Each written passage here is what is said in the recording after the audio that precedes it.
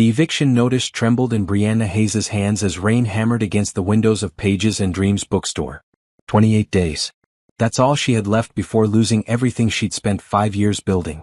The vintage cash register sat silent on the counter. No cheerful dings today, no customers browsing the carefully curated shelves that stretched from floor to ceiling. Just emptiness and the sound of water drumming against glass like a countdown clock. She pressed her forehead against the cool window, watching the gray February afternoon wash color from the Brooklyn street outside. Her reflection stared back at her, a beautiful woman with deep brown skin and exhausted eyes, her natural curls pulled into a messy bun, wearing her favorite green cardigan that had seen better days.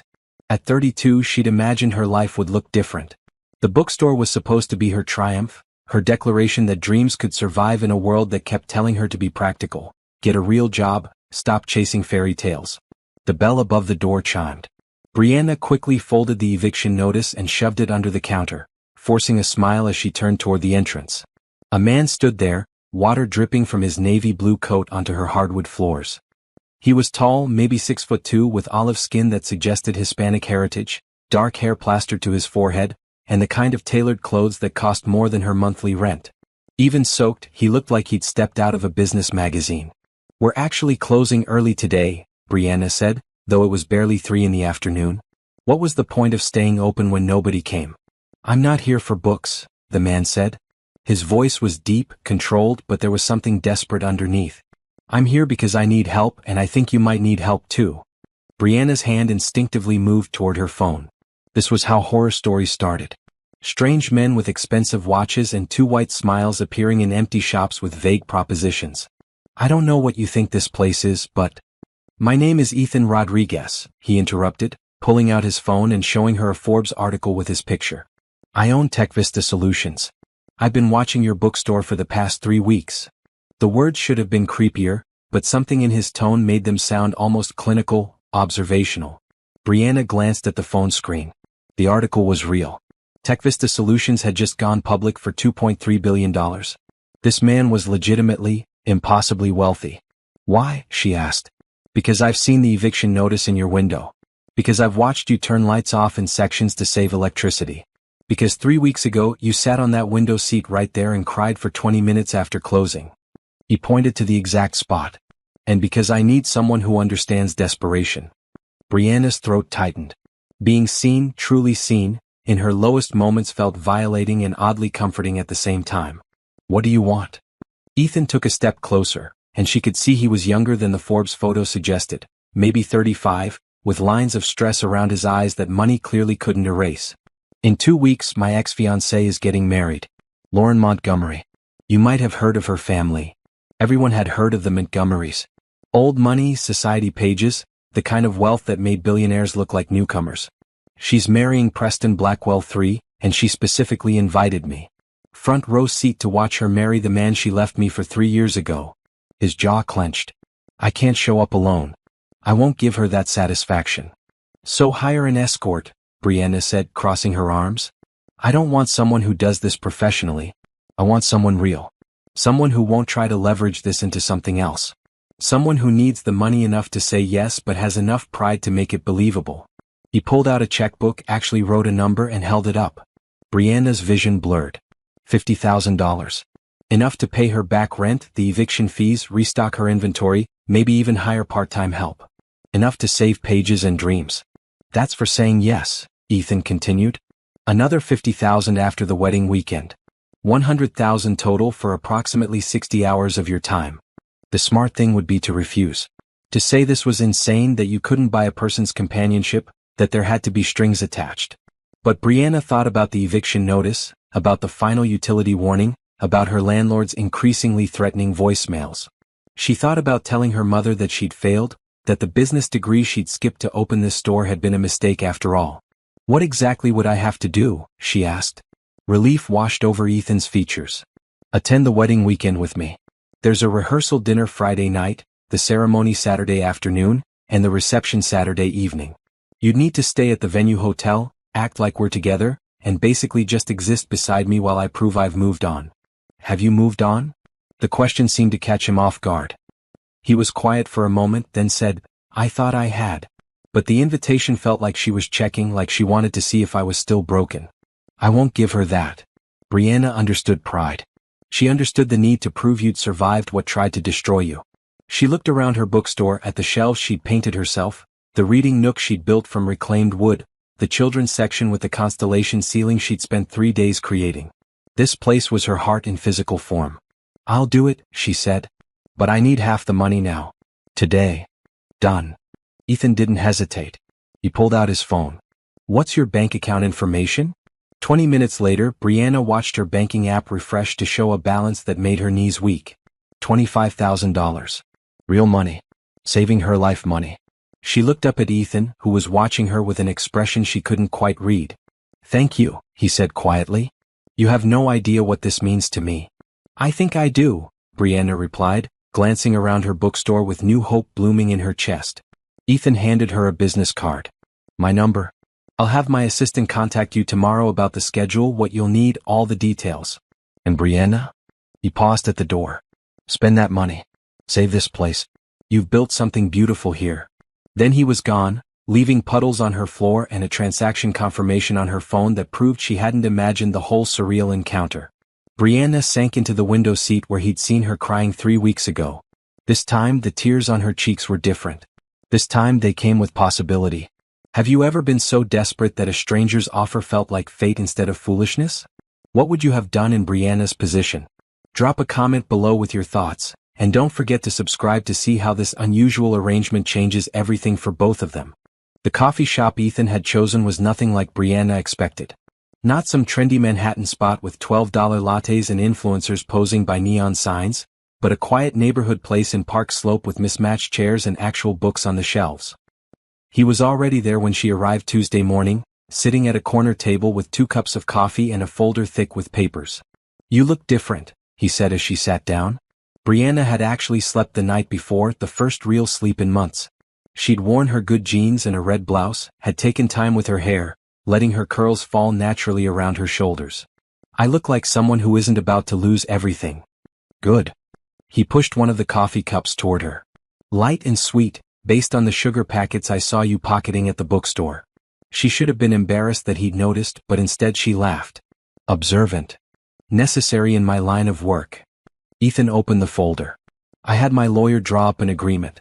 Non-disclosure, terms of the arrangement, payment schedule. Nothing sinister, just protecting both of us. Brianna scanned the document. It was straightforward, almost disappointingly so. She would attend 3 events over 1 weekend, maintain the appearance of being in a relationship with Ethan Rodriguez, and receive compensation in 2 installments. There were clauses about confidentiality, appropriate behavior, and mutual respect. The lawyer had even included a section stating that either party could terminate the agreement at any time, though Ethan would still owe the full amount if he canceled. This is fair, she said, surprised. Did you expect something else? Honestly? I've been half convinced this is some elaborate setup for a true crime podcast. Woman agrees to fake date billionaire, is never seen again. Ethan actually smiled, and it transformed his entire face. I promise the most sinister thing I'll do is make you dance to bad wedding music and eat overpriced catering food. Tell me about Lauren, Brianna said, signing the agreement and sliding it back across the table. If I'm going to pretend to be your girlfriend, I should understand who we're dealing with. The smile faded. Ethan stared into his coffee like it held answers. We met in college. Columbia. She was everything I thought I wanted back then, polished, connected, from a world I was trying to break into. I was a scholarship kid from Queens, first-generation American, parents who worked 3 jobs between them to keep food on the table. Lauren made me feel like I belonged somewhere bigger. What happened? I proposed after graduation. Built my first company, sold it for $8 million, thought I'd finally made it. Then her father sat me down and explained that $8 million wasn't real wealth. That the Montgomerys moved in circles where I'd always be the guy from Queens who got lucky. He paused. Lauren ended our engagement 6 weeks later. Started dating Preston 3 months after that. His family has oil money going back 5 generations. Brianna watched emotions play across Ethan's face. Hurt, anger, resignation. And you built another company. And another. And another. Made my first billion at 33. You know what Lauren said when she saw the Forbes article? He looked up, eyes hard. She called to congratulate me.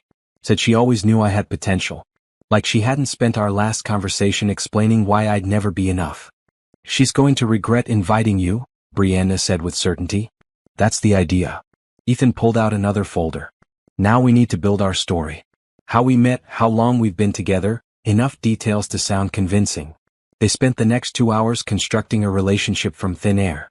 Ethan had done his research on Brianna too, knew about her bookstore's 5-year anniversary last month, her degree in English literature from Brooklyn College, her habit of doing dramatic readings at local libraries. They decided on a 4-month relationship, meeting when Ethan came into Pages and Dreams looking for a gift for his sister. What is your sister actually like? Brianna asked. Nicole? Sci-fi romance. The weirder the alien biology, the better. I have a whole section for that. See. Our fake story has real elements. They went through potential questions, family details, inside jokes. Ethan explained that his parents had passed away, that Nicole was his only close family. Brianna talked about her mother in Atlanta, her 2 younger brothers who thought the bookstore was a phase, her grandmother who'd loved reading more than anything. She left me $10,000 when she died, Brianna said quietly. That's what I used to start Pages and Dreams. Everyone said I should invest it, save it, be smart. But Grandma Rose spent her whole life working in other people's houses, cleaning, cooking, making their spaces beautiful while living in a cramped apartment. She told me once that books were the only places she could go where nobody could make her feel small. Ethan was quiet for a moment. She'd be proud of what you built. I hope so. Brianna blinked back tears. That's why I can't lose it. It's not just a business. It's her dream and mine together. You won't lose it, Ethan said firmly. And after this weekend you'll have enough to expand if you want. Hire help. Build that cafe corner you've been planning. How do you know about the cafe corner? There's a sketch taped to your back office wall. I saw it through the door. Brianna shook her head. You're either very observant or very creepy. Both probably. He grinned. It served me well in business. They talked until the coffee shop started filling with the lunch crowd. Brianna learned that Ethan was an early riser who ran 5 miles every morning, that he'd taught himself to code at 14, that his favorite food was his mother's arroz con pollo and he'd never found a restaurant that made it right. He learned that Brianna could quote entire passages from her favorite books, that she organized her store by emotional vibe rather than genre, that she believed stories could save people because they'd saved her. When do I meet your sister? Brianna asked as they stood to leave. Nicole's flying in Wednesday. She's going to love you. Ethan hesitated. Fair warning, she's going to ask if this is real. She's protective. What should I tell her? The truth. Nicole can keep secrets and honestly I could use her help making sure we're believable. He held the door open for Brianna. Besides, you'll need someone in your corner at this wedding besides me. Lauren's crowd can be vicious. Walking back toward the subway, Brianna felt something she hadn't experienced in months. Excitement. This bizarre arrangement was giving her more than money. It was giving her a story, an adventure, a glimpse into a world she'd only read about. And Ethan, despite the strangeness of how they'd met, seemed genuinely kind. Her phone buzzed with a text from an unknown number. This is Jordan Park, Mr. Rodriguez's assistant. I'll be coordinating the schedule and arrangements. Are you available Thursday afternoon for wardrobe selection? Brianna typed back, yes. What should I expect? The response came immediately, everything you need and probably some things you didn't know you wanted. Mr. Rodriguez doesn't do anything halfway. That, Brianna was beginning to realize, was absolutely true. The boutique was in Soho, the kind of place without prices on the tags because if you had to ask, you couldn't afford it.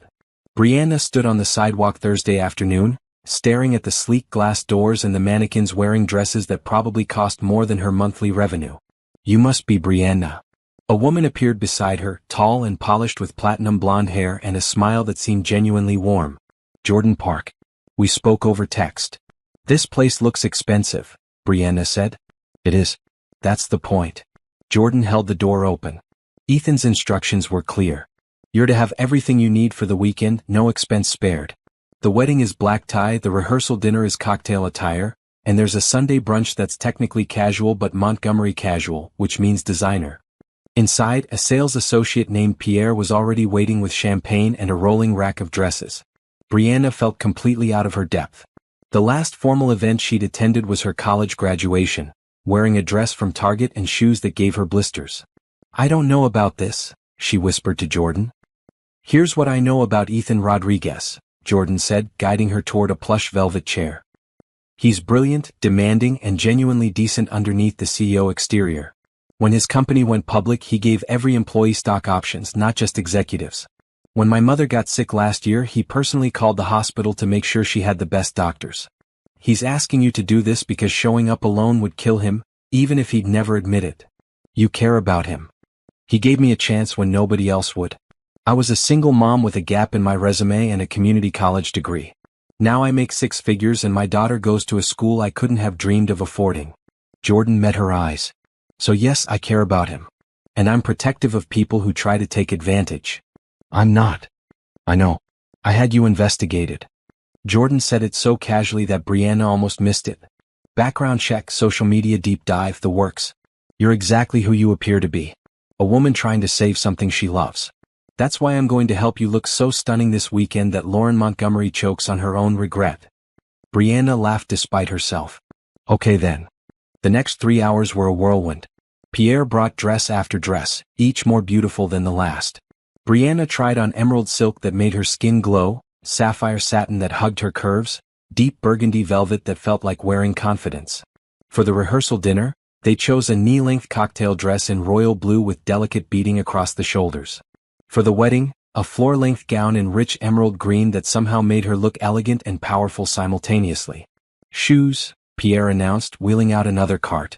By the time they finished, Brianna had 3 complete outfits, jewelry that Jordan promised was real but on loan, a clutch bag that cost more than her laptop, and the contact information for a hair and makeup artist who would come to the hotel. How much is all this? Brianna asked as Pierre carefully wrapped everything. Already handled, Jordan said. Part of the arrangement. It feels like too much. It's not. A new voice made them both turn.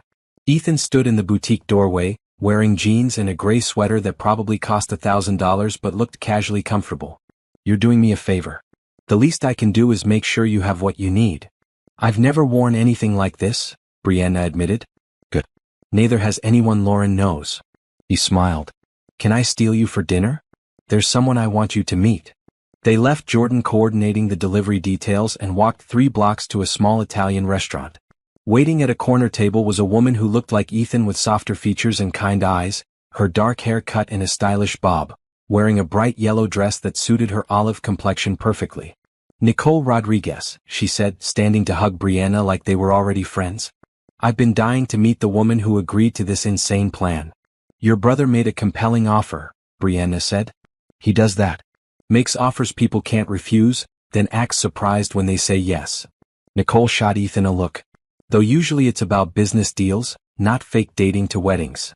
They ordered food and Nicole immediately started asking questions. Not interrogating, just genuinely curious. She wanted to know about the bookstore, about Brianna's favorite authors, about what made her say yes to Ethan's proposal. In return, she shared stories about growing up with Ethan, about their parents' work ethic, about watching her brother build empires while forgetting to build a life. He works too much, Nicole said, stealing a piece of bread from Ethan's plate. After Lauren, he threw himself into business like it was the only thing that mattered. I keep telling him money isn't everything, but he doesn't listen. Money matters when you don't have it, Brianna countered. I spent 6 months choosing between paying rent or restocking inventory. Your brother's offer literally saved my dream. See? Ethan gestured at Brianna. She gets it. I get it too, Nicole said. I also get that you're going to be walking into a nest of vipers this weekend. Lauren's friends are the worst kind of wealthy people. The kind who think kindness is weakness and anyone who works for their success is somehow less than. I've dealt with difficult customers, Brianna said. Not like this. These people will smile while looking for your vulnerabilities. They'll ask questions designed to make you uncomfortable, comment on your background, your education, your everything. Nicole leaned forward. So here's my advice. Don't try to impress them. Don't play their game. Just be yourself, hold Ethan's hand, and remember that you're there because you're kind enough to help someone who needed it. And because I needed the money, Brianna added honestly. That too. Nothing wrong with that. Nicole grinned. I like you. You're real. They spent the rest of dinner going over potential scenarios. Nicole had attended enough society events to know the playbook. She explained who would be there, who to avoid, how to deflect invasive questions. Ethan mostly listened, occasionally adding details, watching Brianna with an expression she couldn't quite interpret. You're nervous, Brianna said to him as they left the restaurant. Nicole having hugged them both and promised to see them at the hotel Friday. Shouldn't I be? I'm about to watch my ex-fiancée marry someone else. Do you still love her? The question hung between them in the cool February air. Ethan was quiet for a long moment, then shook his head. No. I don't think I have for a while. But I hate that she still has power over me. That an invitation to her wedding made me desperate enough to approach a stranger with an insane proposal. Maybe after this weekend that power ends, Brianna suggested. Maybe. He hailed a cab for her. Thank you for doing this. For saying yes. For not making me feel pathetic about needing help. Thank you for saving my bookstore. Brianna hesitated, then added, and for being kind about it. You could have negotiated, offered less, made demands. You didn't. Kindness isn't a negotiation, Ethan said simply. See you Friday morning. We leave at 10. Brianna rode home thinking about that statement. In her experience, everything was a negotiation. Every vendor relationship, every lease renewal, every payment plan. But Ethan had approached their arrangement differently. He'd offered more than necessary, made sure she was comfortable, brought his sister to help prepare her. He'd been, in every interaction, genuinely decent. This weekend she decided she would be the best fake girlfriend anyone had ever seen. Not just because of the money, though that mattered enormously. But because Ethan Rodriguez deserved to walk into that wedding with his head high, and if Brianna could help make that happen, she would. Her phone buzzed with a text from Nicole.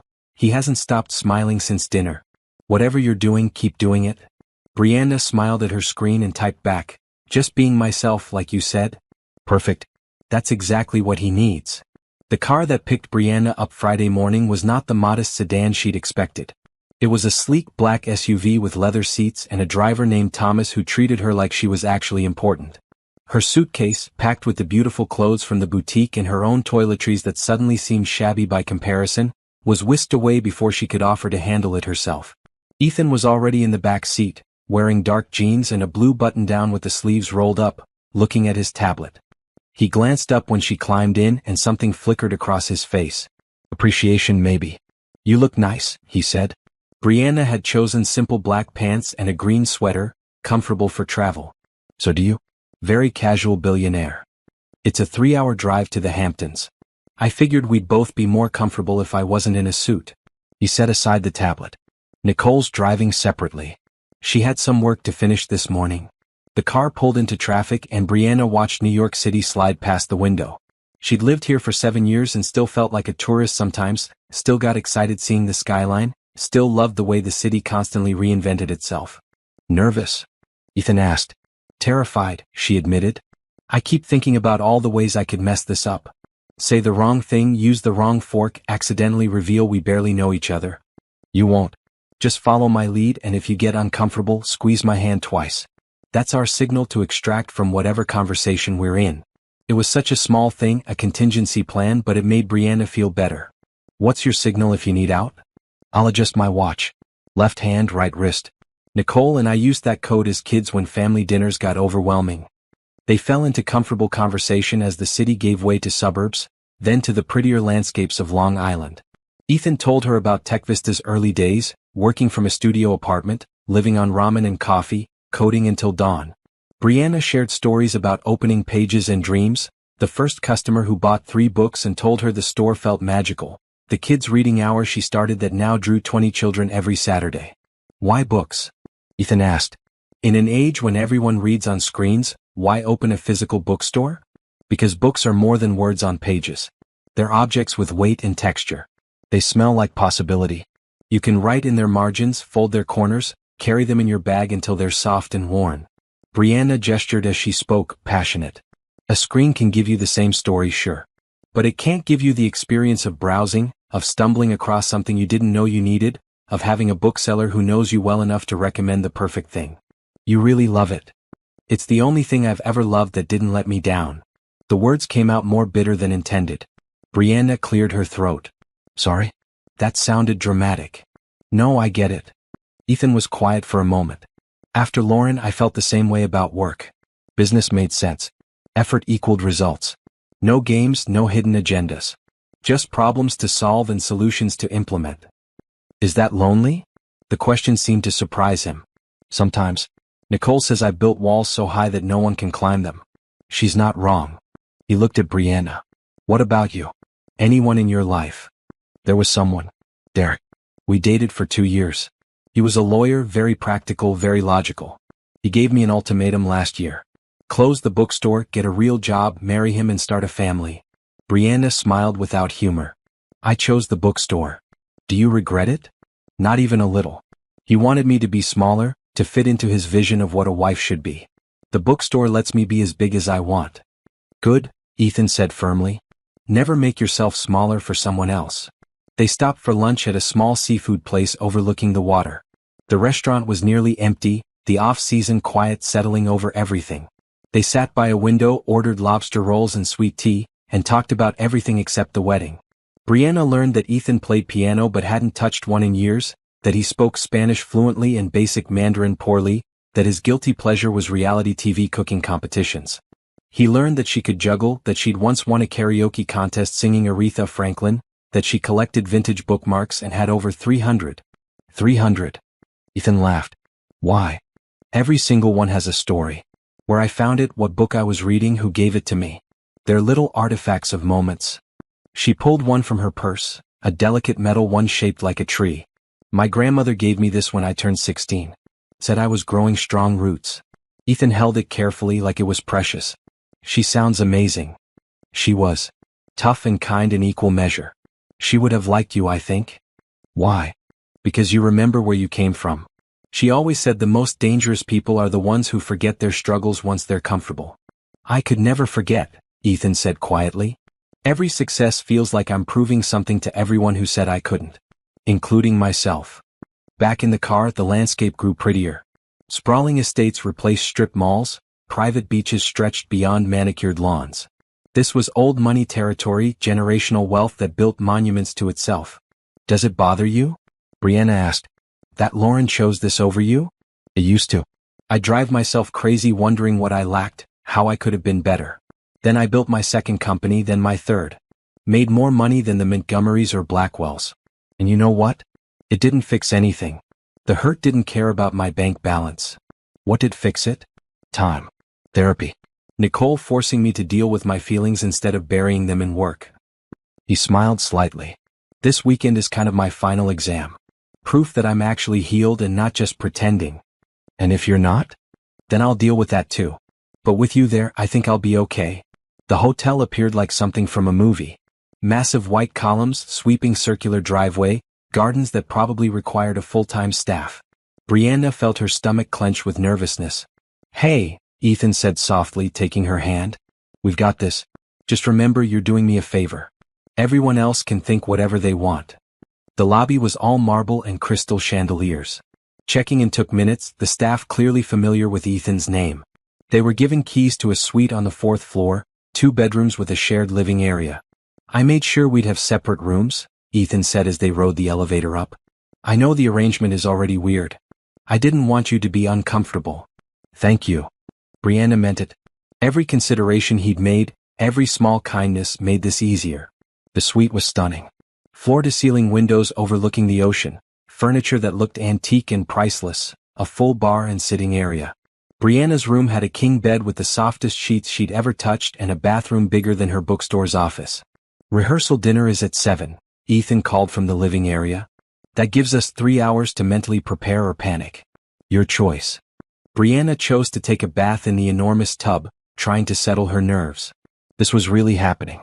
In a few hours, she'd be surrounded by people who existed in a completely different world, pretending to be in love with a man she'd known for less than a week. The strange thing was, pretending was getting easier. Ethan was easy to talk to, genuinely interesting, kind in ways that felt natural rather than performed. If circumstances were different, if they'd met normally, she could see herself actually falling for him. But these weren't normal circumstances. This was a business arrangement with a clear beginning and end. In 2 days, she'd be back in Brooklyn with her bookstore saved and her life back on track. Ethan would return to his empire, and they'd become a weird story they each occasionally told at parties. Her phone buzzed. Nicole, just arrived. Ready to watch some rich people drama? Brianna typed back, as ready as I'll ever be. Perfect. Remember, you're the main character tonight. Own it. Looking at herself in the mirror, wearing a plush hotel robe with her curls wrapped in a towel, Brianna took a deep breath. She'd survived worse than a fancy dinner party. She'd survived her bookstore nearly failing, relationships ending, dreams almost dying. She could survive one weekend in the Hamptons. She could survive anything as long as she remembered who she really was underneath whatever role she was playing. The emerald green dress fit like it had been made for Brianna's body specifically. The hair and makeup artist Jordan had sent, a cheerful woman named Simone, had worked magic with her curls, styling them into an elegant updo with a few tendrils framing her face. The makeup was more dramatic than Brianna usually wore but somehow still looked like her, just amplified. "You look beautiful," Ethan said when she emerged from her room. He'd changed into a perfectly tailored navy suit with no tie, the top button of his white shirt undone. Something shifted in his expression when he saw her, an intensity that made her breath catch. "You clean up pretty well yourself," she managed. He offered his arm. "Ready to face the wolves? With you?" "Yes." The rehearsal dinner was in the hotel's private dining room, a space that probably hosted presidential summits and peace negotiations. About 40 people mingled with champagne glasses, their laughter the practiced kind that came from years of social training. Brianna recognized wealth in the way they stood, the way they held their drinks, the casual confidence of people who'd never questioned their place in the world. Nicole appeared immediately, stunning in a red dress that complemented her olive skin. "You both look perfect." "Ethan, try to smile like you're happy instead of facing a firing squad." "I am smiling." "You're grimacing. There's a difference." Nicole linked arms with Brianna. "Come on. Let's make an entrance." They walked into the room together and Brianna felt the attention shift. Conversations paused. Heads turned. She kept her spine straight, her smile easy, channeling every ounce of confidence she'd learned from years of presenting to skeptical bankers and dismissive landlords. "Ethan Rodriguez." A woman's voice cut through the murmur, and the crowd parted like the Red Sea. Lauren Montgomery was beautiful in the way of women who'd had every advantage since birth. Blonde hair that fell in perfect waves, blue eyes that assessed and calculated, a white cocktail dress that probably cost more than Brianna's car. She glided toward them with practiced grace, her smile sharp. "I'm so glad you could make it," Lauren said, kissing Ethan on both cheeks like they were old friends. Her gaze slid to Brianna. "And you brought someone. How wonderful." "Lauren, this is Brianna Hayes," Ethan said, his hand settling possessively on Brianna's lower back. "My girlfriend. Brianna Lauren Montgomery, the bride." "Congratulations on your wedding," Brianna said warmly, extending her hand. Lauren's handshake was limp, perfunctory. "Thank you." "As you said, I don't think I know any Hayes families." "I wouldn't expect you to. I own a bookstore in Brooklyn." "A bookstore?" Lauren's smile didn't reach her eyes. "How quaint." Ethan always did have eclectic tastes. "I prefer to call it appreciating substance over status," Ethan said smoothly. "Brianna's built something meaningful from the ground up. Not everyone can say that." The barb landed. Lauren's smile tightened fractionally. "Well, you must tell me all about it. Preston will be so interested to hear about Ethan's new life." She drifted away and Nicole exhaled. "Round one to you guys." "Did you see her face when you mentioned the bookstore?" "She looked at me like I was the help," Brianna said. "Because in her world you are. Anyone who works for their success instead of inheriting it doesn't register as an equal." Nicole squeezed her arm. "But we're going to change that tonight. Come on, I'll introduce you to the decent humans here. There are approximately 3 of them." The evening became a blur of introductions. Preston Blackwell III was exactly what Brianna expected. Tall, bland, handsome in a generic way, with the personality of expensive wallpaper. He shook Ethan's hand with aggressive firmness and barely acknowledged Brianna's existence. "Tech sector," he said when someone asked what he did. "Family investments mostly. Nothing as pedestrian as building companies." "Must be nice to have other people's work support your lifestyle," Ethan said mildly. Preston's jaw clenched, but Lauren appeared with a laugh that sounded like wind chimes. "Boys play nice. This is my rehearsal dinner, not a board meeting." They were seated at a long table, Ethan and Brianna across from Lauren and Preston. The courses came in endless succession, each more elaborate than the last. Brianna focused on following Ethan's lead with the silverware, grateful for the etiquette basics Nicole had taught her over lunch earlier in the week. "So Brianna," Lauren said during the third course, her voice carrying down the table. "Brooklyn. Is that where you're from originally?" "I grew up in Atlanta. Moved to New York for college." "Which college?" "Brooklyn College." "Oh." The single syllable conveyed volumes. "I went to Vassar myself. Preston went to Yale, of course." And Ethan was Columbia, weren't you, darling? The casual endearment made Brianna's hand tighten on her fork. Ethan covered it with his own, squeezing gently. I was, he said. Where I learned that pedigree matters less than what you do with your education. Spoken like someone who had to work for everything, Preston said, and it wasn't a compliment. I did, Ethan replied evenly. It taught me the value of things. How to appreciate what I have because I remember what it's like to have nothing. How inspirational, Lauren cooed. You always were so determined, Ethan. I remember when you were building that first little company, working all those hours. I barely saw you. I was building a future, Ethan said. The one you told me wasn't enough. The table went silent. Lauren's smile froze. Preston looked like he wanted to disappear into his chair. Nicole caught Brianna's eye and gave a tiny thumbs up under the table. People change, Lauren said finally. We were young. We wanted different things. We did, Ethan agreed. I wanted someone who loved me for who I was. You wanted someone who already had everything handed to them. Looks like we both got what we wanted. He raised Brianna's hand to his lips and kissed her knuckles, his eyes never leaving Lauren's face. It was performative, absolutely, but Brianna felt the touch down to her toes. How did you two meet? Asked an older woman Brianna had been introduced to as Preston's aunt. Ethan came into my bookstore looking for a gift for Nicole, Brianna said, the practice story rolling easily off her tongue. He was completely lost, standing in the romance section looking confused. I took pity on him. She recommended the perfect book, Ethan added. Then we spent 2 hours talking about everything except why I was actually there. I asked her to dinner before I even remembered to buy the book. And you said yes to this stranger? Lauren laughed. How trusting. I said yes because he was genuine, Brianna replied. No pretense, no games. Just a man who listened when I talked and made me laugh. That felt rare. It is rare, Nicole chimed in. Brianna's the best thing that's happened to my brother in years. You should see them together normally. It's actually nauseating how cute they are. The conversation shifted, but Brianna felt Lauren's gaze on her throughout the rest of dinner. Assessing, calculating, trying to find weaknesses. When dessert was served, an elaborate creme brulee, Lauren leaned across the table. Ethan, do you remember the summers in the Hamptons when we were engaged? The parties, the sailing, all those beautiful mornings? I remember working remotely while you partied, Ethan said. I remember feeling like I was always performing for your friends, never quite measuring up. That's not fair. Isn't it? His voice was gentle, which somehow made it worse. You loved the idea of me, Lauren. The ambitious guy from nowhere making something of himself. But you didn't love the reality. The late nights, the risks, the possibility of failure. You wanted the success without the struggle. And you found someone who doesn't mind the struggle? Lauren's eyes flicked to Brianna. I found someone who understands it, Ethan corrected. Someone who's building her own dream and knows what it costs. Someone real. After dinner, they mingled in the adjoining room. Brianna found herself cornered by a group of women who asked increasingly invasive questions disguised as friendly conversation. Where did her family live? What did her father do? Had she traveled much? Each question designed to highlight the gaps between their worlds. My father worked construction, Brianna said clearly. My mother was a teacher. I've traveled to 12 countries, all paid for by myself through careful saving and budget flights. And my bookstore may not be a Fortune 500 company, but it's mine, built from my own work and vision. I'm proud of that. One of the women, a redhead in Chanel, actually smiled with what looked like genuine approval. Good for you. Half the people here have never worked a day in their lives. At least you've actually accomplished something.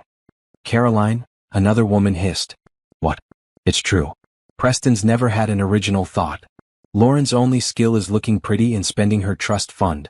At least this girl has substance. Caroline raised her glass to Brianna. Welcome to the circus. Brianna liked her immediately. Ethan found her an hour later, looking exhausted. Ready to escape? God, yes. They said their goodbyes, Lauren kissing Ethan's cheek and whispering something Brianna couldn't hear. His face remained neutral, but his hand tightened on Brianna's. In the elevator, finally alone, Ethan leaned against the wall and closed his eyes. Thank you. You were perfect. I just told the truth. Exactly. He opened his eyes, looking at her with something that made her heart skip. You didn't try to be someone you're not. You didn't let them make you feel small. You were confident and real and so beautiful that Lauren couldn't stand it. She still loves you, Brianna said quietly. No, she doesn't. She loves the idea of me now that I'm successful. She wants what she can't have. That's not the same thing. He reached out, tucking a loose curl behind Brianna's ear. Tomorrow's the wedding. The hard part. We'll get through it. Together, he said, and it sounded like a promise. In her room, Brianna changed into pajamas and sat by the window, looking out at the dark ocean. Her phone buzzed with a text from her mother. "How's the weekend going? Still can't believe you're at a Hamptons wedding." Brianna had told her mother a version of the truth. That she was attending a wedding with a friend who needed a plus one, that it was at a fancy hotel, that she'd be back Sunday. Her mother had been thrilled, hopeful that Brianna was finally getting out and meeting people. "It's surreal," Brianna typed back. "But interesting. Are you having fun?" Was she? Brianna considered the question. The evening had been stressful, performative, filled with people who looked down on her. But there had been moments. Ethan's hand in hers. Nicole's fierce friendship. The satisfaction of not backing down when Lauren tried to diminish her. The feeling of being part of a team, even a temporary one. "Yeah," she typed. "I think I am." A knock on the connecting door between her room and the living area made her look up. "Come in." Ethan appeared in sweatpants and a t-shirt, looking more relaxed than she'd seen him all day. "Can't sleep. Want to watch bad TV and raid the minibar?" Brianna smiled. "Absolutely." They ended up on the living room couch, watching a cooking competition with their feet on the coffee table, sharing expensive whiskey and even more expensive chocolate. They didn't talk about the wedding or Lauren or what would happen after this weekend. They just existed together in easy companionship, laughing at the TV drama, arguing about whether the chocolate mousse or the creme brulee should win. "This is nice," Ethan said eventually. "Just being. No performance, no agenda." "We should do this more often," Brianna said, then caught herself. "I mean, if we were actually dating. Which we're not. Obviously." "Obviously," Ethan echoed, but something in his voice made her look at him. He was watching her with an expression that made breathing difficult. "Although, for the record, if we were actually dating, this would be my favorite part. Not the fancy dinners or events. Just this. You in pajamas, stealing my chocolate, arguing about reality TV. For the record, you gave me the chocolate. See? I'm an excellent pretend boyfriend." They fell asleep on the couch, the TV still playing softly, the minibar thoroughly raided. When Brianna woke around 3 in the morning, Ethan's head was on her shoulder, his breathing deep and even. She should move, go to her own room, maintain the professional distance this arrangement required. Instead, she stayed right where she was, letting herself have this one moment of pretending that it was all real. Brianna woke to sunlight streaming through the windows and the smell of coffee. She was in her own bed with no memory of getting there, still wearing her pajamas.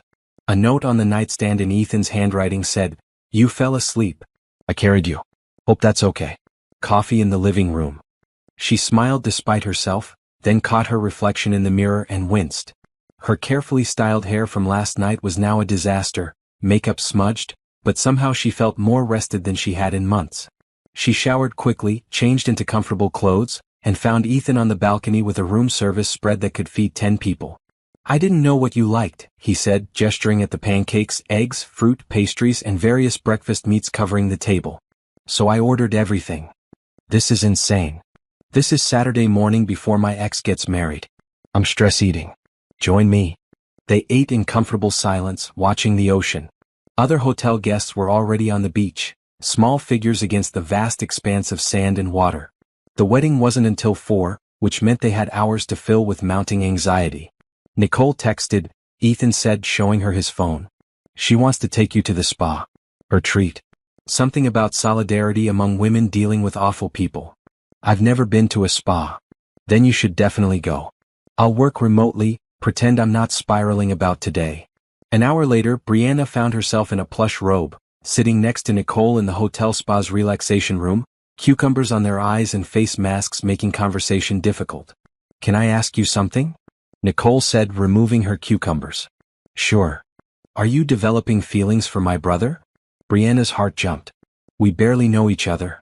"That's not an answer." "It's a business arrangement," Brianna said carefully. "I'm helping him, he's helping me. After tomorrow, we go back to our separate lives. But you like him. He's a good person. Easy to talk to. Kind in ways I didn't expect." Nicole was quiet for a moment. "Ethan doesn't let people in. After Lauren, he built these walls and just kept working, kept succeeding, kept proving he didn't need anyone. You're the first person I've seen him relax around in 3 years. That's the arrangement." He needs to look happy in love, moved on. I've seen him pretend before. This isn't pretending. Nicole sat up, looking at Brianna directly. I'm not trying to make this weird. I just want you to know that whatever happens this weekend, you've already helped him more than you realize. He's laughing again. Actually talking about feelings. Sleeping on couches instead of working until dawn. That's because of you. I think it's because he's facing something he's been avoiding. I'm just the excuse. Maybe. Or maybe you're exactly what he needed. Nicole lay back down. Just don't break his heart, okay? The first time almost destroyed him. The words stayed with Brianna through her massage, her facial, the manicure that made her hands look elegant instead of constantly working. She thought about Ethan carrying her to bed, ordering too much breakfast, the way he'd held her hand through dinner like it was the most natural thing in the world. She was developing feelings. Real ones. The kind that would hurt when this ended. Back in the suite, she found Ethan on his laptop, video conferencing with someone about quarterly projections. He looked up when she entered, his face softening. Feel better? Much. Thank you for sending me. Nicole's idea, but I'm glad. He closed the laptop. I need to tell you something. Lauren came to my room this morning. Brianna's stomach dropped. What did she want? To talk. She said seeing me last night made her realize she made a mistake. That she's been comparing Preston to me for 3 years and he's always come up short. Ethan ran a hand through his hair. She asked me to stop her from making another mistake. Said if I still had feelings for her, she'd call off the wedding. What did you say? I said no. That I had moved on, that I had someone who actually valued me, that she'd made her choice years ago. He looked at Brianna. Then she offered you money. What? $50,000 to disappear before the wedding. She said you were obviously with me for money anyway, that I deserved someone from my own world, that she was trying to protect me. His voice was tight with anger. I told her she had 60 seconds to leave my room or I'd have hotel security remove her. Brianna sat down heavily. She actually thinks I'd take money and leave? She thinks everyone has a price. It's how she sees the world. Ethan knelt in front of her. I'm sorry. I shouldn't have let her in, shouldn't have listened. I just wanted to know if I felt anything, if seeing her vulnerable would change something. Did it? Yeah. Made me realize how much I've changed. 3 years ago, I would have said yes in a heartbeat. Would have believed her, taken her back, convinced myself it was love. He took Brianna's hands. But now, I felt nothing except pity. She's about to marry someone she doesn't love, spend her life in a comfortable cage and call it success. I don't want that. I don't want her. What do you want? The question came out whisper soft. Ethan looked at her for a long moment. I'm starting to think I want something real. Something that scares me because it matters. Something that isn't based on transactions or arrangements or proving points. The air between them felt charged. Brianna knew she should pull away, remind them both that this was temporary, that she was being paid to be here. Instead, she found herself leaning closer. Ethan. A knock on the door broke the moment. Simone's cheerful voice called, hair and makeup time. The wedding's in 3 hours and we've got work to do. Ethan stood, clearing his throat. Right. The wedding. The reason we're here. The arrangement, Brianna added, though the word felt hollow now. Yeah. The arrangement. Simone transformed Brianna into someone who looked like they belonged at a society wedding. The blue dress fit perfectly, the jewelry sparkled at her throat and wrists, her hair fell in elegant waves down her back. When she emerged from her room, Ethan was adjusting his tie in the mirror, wearing a charcoal suit that made him look like he'd stepped out of a magazine. Wow, they said simultaneously, then laughed. You look stunning, Ethan said. You look pretty good yourself. Nicole burst in wearing a gorgeous yellow dress, her hair styled in an intricate updo. Okay, pep talk time. We're about to walk into a wedding where the bride is in love with the wrong groom, the groom is oblivious, and half the guests are waiting for drama. Our job is to look so happy, so in love, so perfectly matched that Lauren regrets every choice she's ever made. No pressure, Brianna muttered. You've got this. Both of you. Nicole looked between them. Although real talk? You two are doing a terrible job of pretending this is fake. The way you look at each other is genuinely disgusting. In a sweet way. We're committed to the role, Ethan said. Sure. The role. That's what we're calling it. Nicole grinned. Come on. Let's go break some hearts. The ceremony was in the hotel's gardens, rows of white chairs facing an elaborate arbor covered in white roses and trailing greenery. Guests were already seated, dressed in their finest, whispering behind programs. Brianna recognized faces from the rehearsal dinner, saw them tracking Ethan's entrance, noting Brianna on his arm. They sat 3 rows back. Ethan's hand found hers, their fingers intertwining naturally. Nicole sat on his other side, creating a buffer against Preston's family. The string quartet began playing. The wedding party processed down the aisle, bridesmaids in blush pink, groomsmen in matching suits. Then Lauren appeared on her father's arm, and the guests gasped appropriately.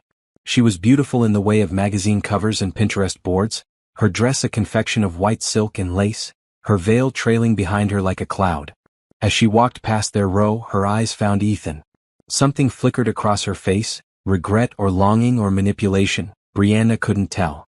Ethan's expression remained neutral, but his hand tightened on Brianna's. The ceremony was traditional, predictable. The officiant spoke about love and commitment. Preston and Lauren exchanged vows they'd probably written with a professional writer. Rings were exchanged, promises made. And through it all, Brianna watched Ethan, trying to read his emotions. "You may kiss the bride." Preston lifted Lauren's veil and kissed her with more enthusiasm than chemistry. The guests applauded. The quartet played. The new Mr. and Mrs. Blackwell walked back down the aisle, Lauren's smile perfect and empty. "Are you okay?" Brianna whispered to Ethan. He looked at her and his expression was tender. "Yeah, I really am. I just watched her marry someone else and I feel relieved. Like I dodged something that would have destroyed me." "Good. Is it weird that I'm more interested in what happens next with you than anything about that ceremony?" Brianna's heart stuttered. "We should talk about that. After the reception. After this is all over and we're just us not performing." He brought her hand to his lips. "Deal?" "Deal." The cocktail hour was on the terrace, champagne and elaborate appetizers circulating among guests who were already gossiping about the ceremony. Brianna overheard someone saying Lauren had looked at Ethan more than Preston, that the whole thing felt performative. "It was performative," Caroline, the redhead from last night, said, joining Brianna at the railing. "Lauren's been in love with Ethan's bank account since he made his second billion. Preston's just the consolation prize her parents approved of. That's sad. That's society weddings. Half these marriages are mergers, not love stories." Caroline studied Brianna. "You and Ethan, though. That's different. The way he looks at you is how every woman wants to be looked at." "We've only been together 4 months, Brianna said, sticking to the script. "Sometimes 4 months with the right person matters more than 4 years with the wrong one." Caroline raised her glass. "I hope you make it. You seem genuine. That's rare in our world." The reception was in the grand ballroom, decorated with more flowers than Brianna had ever seen in one place. Their table was mercifully far from the head table, surrounded by Ethan's business associates and their partners. The conversation was actually interesting, people who'd built companies and solved problems, who asked Brianna about her bookstore with real interest. Dinner was another elaborate affair. Speeches were made, toasts given. Lauren's father talked about how perfect Preston was, how glad he was to welcome him into the family. Preston's best man made jokes that fell flat. And through it all, Lauren's gaze kept drifting to Ethan's table. "She's going to do something," Nicole predicted. "I can feel it. This whole day has been too smooth." She was right. After the first dance, after the cake cutting, after 2 hours of mingling and drinking, Lauren appeared at their table. She was slightly drunk, her perfect composure cracking at the edges. "Ethan, dance with me," she said. Not a question, a demand. "For old time's sake." "I don't think that's appropriate," Ethan said evenly. "One dance. The bride can ask anyone to dance." She held out her hand. "Unless you're afraid." It was a challenge delivered in front of a dozen witnesses. Ethan looked at Brianna and she nodded slightly. Refusing would create more drama than complying. "One dance," he agreed. Brianna watched them move to the dance floor, Lauren's hand on Ethan's shoulder, his carefully positioned on her waist with maximum distance between them. They moved stiffly, tension visible even from across the room. "This is going to end badly," Nicole muttered. Lauren was talking, her expression animated. Ethan's face remained neutral, but Brianna could read his body language. Uncomfortable. Annoyed. Done. Then Lauren went on her toes and kissed him. The ballroom went silent. Preston stood from the head table, his face red. Ethan pulled away immediately, but the damage was done. Cameras had caught it. Guests were staring. The perfect wedding had just become a scandal. Ethan walked directly to Brianna, ignoring the whispers. He took her hand and pulled her to her feet. "We're leaving," he said. "Ethan, wait," Lauren called, but he ignored her. They walked out of the ballroom together, Nicole following. Behind them they could hear Preston shouting, Lauren crying, chaos erupting. They didn't stop until they reached the elevator. "I'm sorry," Ethan said, punching the button repeatedly. "I should have refused. I shouldn't have let her manipulate me into." "It's okay," Brianna interrupted. "It's not. This whole thing has been a disaster." "No," Brianna said firmly. "You faced something you've been dreading for 3 years. You proved to yourself that you're over her. And you walked away instead of getting pulled back into her drama. That's not a disaster. That's growth." The elevator doors opened. They rode up in silence, Nicole tactfully checking her phone to give them space. In the suite, Ethan paced like a caged animal. "She told me she made a mistake. That she's always loved me. That Preston was just what her parents wanted, but I'm what she needs." He laughed bitterly. "She actually asked me to tell her I love her, right there on the dance floor in the middle of her wedding reception." "What did you say?" "That I stopped loving her 3 years ago. That I'd found someone worth my time and heart. That she should focus on her marriage instead of ruining mine."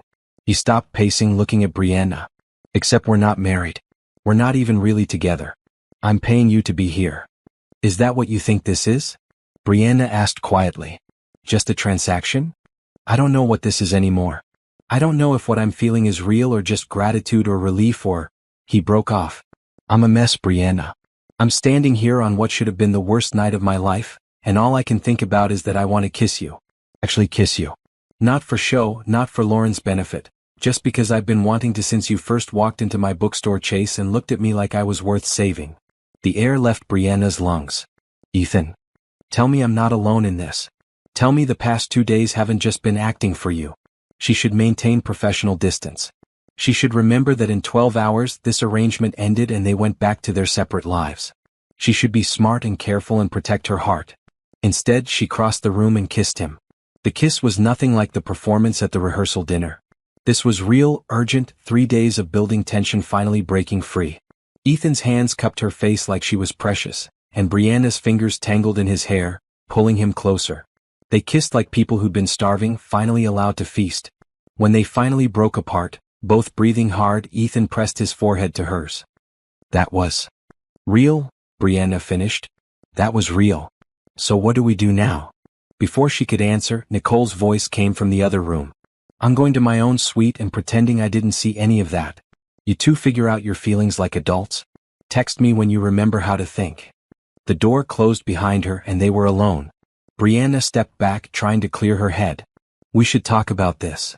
"We should," Ethan agreed, but he didn't move away. "Except I'm having trouble forming coherent thoughts when you're standing there looking like that." "Like what?" "Like everything I didn't know I was looking for." The words should have been cheesy, but his voice was so sincere that Brianna felt them down to her bones. "This is complicated. The best things usually are. You're paying me to be here. That makes this messy. So I'll stop paying you." Ethan said it like it was simple. "The arrangement ends right now. You've more than earned the full amount. But from this moment forward, anything that happens between us is real. No transaction, no performance, just two people figuring out if this thing between us is worth exploring. And if it's not? If we realize it was just the intensity of the situation, the heightened emotions, the forced proximity, then we walk away knowing we tried. But Brianna?" He stepped closer. "I don't think that's what this is. I think I started falling for you the moment you accepted my insane proposal without hesitation. Every conversation since has just made me fall harder." Her phone buzzed. Then both their phones erupted with notifications. Brianna checked hers to find texts from her mother, messages from numbers she didn't recognize, and 3 missed calls from Nicole. "What's happening?" she asked. Ethan was staring at his phone, his face pale. "We're trending on social media. Someone posted video of Lauren kissing me. It's everywhere." He turned his screen toward her. The video had over 1 million views already. The comments were brutal. People calling Lauren desperate, Preston a fool, speculating about Ethan's mystery date. Someone had already identified Brianna, linked to her bookstore's Instagram, started dissecting every detail of her life. "This is bad," Brianna said. "This is a nightmare." Ethan was scrolling through comment after comment. "Your store is getting review bombed by people who think you're a homewrecker. They're saying you broke up Lauren and Preston's marriage. I was sitting at a table while your ex-fiancé kissed you without consent. How is that my fault?" "It's not. But social media doesn't care about facts." He kept scrolling, his expression growing darker. Someone posted your address. People are threatening to protest your bookstore. Brianna felt sick. She'd agreed to help Ethan face his past, not to have her entire life torn apart by strangers on the internet. What do we do? I have a PR team. Let me call them. We'll issue a statement, clarify what happened, protect you from this. He was already dialing. Jordan, I need full damage control. Yes, now. I don't care what time it is. My girlfriend is being harassed online because of something that wasn't her fault. Girlfriend. He'd said it so naturally, like it was fact rather than performance. While Ethan talked strategy with his team, Brianna scrolled through the comments on her bookstore's page. Most were vicious, but some were supportive. People who'd actually been to Pages and Dreams defending her character, regular customers vouching for her integrity. She found one comment from someone named Booklover47. I was at that wedding. The bride kissed him. He immediately left with his actual girlfriend. Stop making victims into villains. The reply had over 10,000 likes. Nicole knocked and entered without waiting. Okay, crisis management time. First, neither of you looks at social media for the next 24 hours. Second, we craft a narrative that's true but protects Brianna. Third, we consider whether you want to go nuclear and tell the actual story of why you were at that wedding. We can't, Ethan said. We had an NDA, which you can waive if you choose to. The question is whether the truth helps or hurts. Nicole looked at Brianna. How would you feel about people knowing you were hired to be Ethan's date? I'd feel like it makes me look exactly how they're already painting me. A woman who's with him for money. Or, Nicole countered, it makes you look like someone who was kind enough to help a stranger face a difficult situation. A woman who showed up for someone who needed support, then accidentally developed real feelings despite the arrangement starting as business. That's what happened, Ethan said quietly, looking at Brianna. Isn't it? She nodded. Yeah, that's exactly what happened. By midnight, Ethan's PR team had released a statement. It explained the situation in careful terms. Ethan had attended his ex-fiancée's wedding to prove he'd moved on, met someone special in recent months, was building a genuine relationship when Lauren created an inappropriate situation.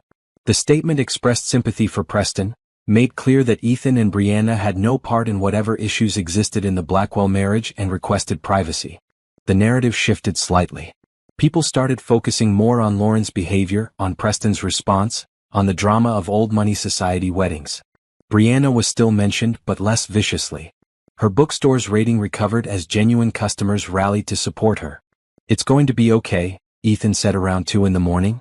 They were on the couch again, exhausted but too wired to sleep. The news cycle will move on. This will become a footnote. Will it though? This is your life.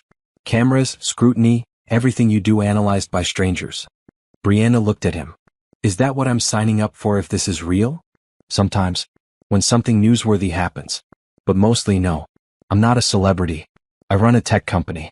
Most days nobody cares what I'm doing. He took her hand. But I won't lie and say there's no spotlight. There is. And it can be harsh. You deserve to know that before you decide if you want this. What do you want? Brianna asked. I want to take you on a real date when we get back to the city. I want to show up at your bookstore as a customer, buy a dozen books, and ask you to dinner properly. I want to see if what we've built in this weird pressure cooker translates to normal life. He paused. And eventually, if this works, I want to invest in your bookstore properly. Not as payment, but as someone who believes in what you're building and wants to be part of making it sustainable. That feels complicated. It doesn't have to be. You maintain full creative control, full ownership. I provide capital and business expertise. We structure it so that even if we don't work out romantically, the business arrangement protects you and your dream. Brianna was quiet, processing. 2 days ago, she'd been facing eviction, desperate and alone. Now she was sitting in a luxury hotel suite with a billionaire offering her everything she'd needed. It should feel too good to be true. But looking at Ethan, seeing the vulnerability in his eyes, the way he was offering without demanding, giving her space to choose her own path, it felt real. Complicated and messy and real. I want this, she said finally. Whatever this is, I want to see where it goes. But Ethan? I need us to figure out the business stuff separately from the relationship stuff. I can't mix them. It's too much. Done. The 50,000 you're owed for the wedding weekend is yours, no strings. After that, if you want to discuss business opportunities, we involve lawyers and accountants and make it professional. And the personal stuff. He smiled. That we figure out over bad coffee and good books. I serve excellent coffee, actually. I'm sure you do. But I'm going to bring you terrible bodega coffee anyway, just to see you make that face. What face? The one where you're trying not to laugh but can't quite help it. He demonstrated, and Brianna did exactly what he'd predicted. Her phone buzzed with a text from her mother. Baby, I saw the videos. Are you okay? This man you're with, is he good to you? Brianna typed back, I'm okay. And yes, he's very good to me. I'll call you tomorrow and explain everything. As long as you're safe and happy. That's all that matters. Safe and happy. Brianna looked at Ethan, at the man who'd started as a desperate stranger and become someone she was genuinely falling for. She felt both of those things despite the chaos of the evening. We should try to sleep, Ethan said. Tomorrow's the brunch, then we drive home, then real life starts. Are you nervous about real life? Terrified, he admitted. This weekend has been intense but insulated. Out there we have jobs and responsibilities and daily life. What if the magic doesn't translate? What if it does? He kissed her forehead. Then I'm the luckiest man who ever made a desperate proposal in a bookstore. They went to their separate rooms, but Brianna couldn't sleep. She kept replaying the evening, the kiss, the conversation, the feeling that her life had fundamentally changed. She'd come to the Hamptons to save her bookstore and ended up finding something she hadn't known she was looking for. Around 4 in the morning, she heard Ethan's door open. Then a soft knock on hers. Can't sleep either? He asked when she opened it. Too much happening. Want to watch the sunrise? The beach is probably empty. They snuck out of the hotel like teenagers, barefoot in comfortable clothes, walking through the quiet gardens to the sand. The sky was just beginning to lighten, deep blue fading to purple at the edges. They sat on the beach and Ethan put his arm around her shoulders. This is nice, Brianna said. This is perfect. They watched the sun come up over the Atlantic, painting the sky in shades of pink and gold and orange. Other early risers appeared, joggers and beachcombers, but Brianna and Ethan stayed in their bubble, just existing together. Thank you, Ethan said quietly. For saying yes. For being here. For giving this a chance even though it's complicated and weird and started in the strangest possible way. Thank you for saving my bookstore. And for being brave enough to ask for help. I'm going to kiss you again, he warned. Not for show. Not because of Lauren or the wedding or anything except that I really want to. Then do it. The kiss was different than the night before. Softer, slower, filled with promise instead of desperation. When they pulled apart, the sun was fully up, bathing everything in golden light. Ready for the brunch? Brianna asked. Ready to face whatever comes next, Ethan corrected. As long as you're with me. They walked back to the hotel hand in hand, ready to face one more performance before real life could begin. But it didn't feel like performing anymore. It felt like the start of something genuine, something worth the risk and complication. It felt like hope. The Sunday brunch was supposed to be a quiet affair, a casual gathering to send off the newlyweds before their honeymoon. Brianna dressed in white linen pants and a coral blouse, comfortable but appropriate. Ethan wore khakis and a blue shirt, looking relaxed despite the previous night's drama. How bad do you think this will be? Brianna asked as they walked to the restaurant. On a scale of 1 to apocalyptic? Probably a solid 8. He squeezed her hand. But we'll get through it together. The restaurant overlooked the ocean, all white tablecloths and fresh flowers. About 30 guests had gathered, significantly fewer than the previous night. Lauren and Preston were noticeably absent. They left this morning, Caroline informed them, appearing with mimosas. Emergency flight to Europe. Apparently, their relationship needed immediate couples therapy in the Swiss Alps. That bad? Nicole asked, joining their group. Preston found out Lauren tried to stop Ethan from leaving last night. Offered him money to take her back. The groom was not pleased. Caroline grinned. It's the most interesting thing to happen at a society wedding in years. I'm almost grateful. They found their table, and Brianna was surprised to see it was just the 3 of them plus a couple she didn't recognize. The woman was black, beautiful and elegant, wearing a green sundress. The man beside her was white with kind eyes and an easy smile. Brianna, this is Simone and her husband Michael, Ethan said. Simone runs a foundation that supports women entrepreneurs. I thought you two should meet. Not here for wedding drama? Brianna asked with a smile. Oh, I'm absolutely here for the drama, Simone laughed. But Ethan's right, we should talk. I've been following your bookstore online. Community-focused, literature-forward, serving an underserved neighborhood? That's exactly what our foundation supports. They talked through brunch, Simone asking intelligent questions about Pages and Dreams, its mission, challenges, future plans. Brianna found herself opening up about her vision for expanding, creating more community programming, partnering with local schools. "We should definitely talk more," Simone said, exchanging business cards. "Our next grant cycle opens in 2 months. I think you'd be a strong candidate." After brunch, as guests mingled over coffee, Preston's father approached their table. He was an older version of Preston, distinguished but cold. "Mr. Rodriguez," he said formally, "I wanted to apologize for the spectacle last night. My new daughter-in-law's behavior was inappropriate and reflected poorly on both our families." "Your son deserves better," Ethan said evenly. "I hope they work things out, but that's between them." "Indeed." His gaze shifted to Brianna, assessing. "Miss Hayes, I understand you own a bookstore in Brooklyn." "I do." "How admirable. Small businesses are the backbone of our economy." It sounded like something he'd read on a bumper sticker. "I hope the attention from this weekend doesn't impact your business negatively. Actually, we've gotten a surge of supportive customers. People who appreciate community spaces and independent bookstores." Brianna met his eyes. "Sometimes controversy reveals who your real supporters are." He nodded curtly and moved on. Nicole let out a breath she'd been holding. That was Preston's father basically saying you're approved for Ethan to date. In their world, that matters. "Does it matter to us?" Brianna asked Ethan. "Not even a little bit." They left the brunch early, Nicole heading to her car and promising to check in during the week. The drive back to the city was quiet at first, both of them processing the weekend. "That actually went better than expected," Ethan said as they hit the highway. "No one threw food, no public confrontations. Preston's father didn't challenge me to a duel." "Is that a thing that happens at society events?" "You'd be surprised." He smiled. "What did you think of Simone?" "She seems incredible. The foundation work she described could actually change lives." "It does. I'm on the board. We fund about 50 entrepreneurs a year, provide mentorship, connections, sometimes direct capital investment." He glanced at her. "I wasn't setting you up. I genuinely thought you two should meet. But if you apply for the grant, I'll recuse myself from the decision. No conflicts of interest." "Thank you for that. Thank you for not being mad that I sort of ambushed you with a networking opportunity. How very billionaire of you. Can't even attend a brunch without conducting business." "Speaking of business," Ethan said carefully, "what happens when we get back? With us, I mean." Brianna had been thinking about exactly that. "I think we take it slow. Actual dates, getting to know each other outside of wedding drama. See if this works when we're not in a pressure cooker situation." "I can do slow. Although fair warning, I'm going to want to see you a lot. I've gotten used to having you around." "I've gotten used to being around." She hesitated. "But Ethan, I'm nervous about the different worlds we come from. Your life is private jets and galas and people like Preston's father evaluating whether I'm appropriate.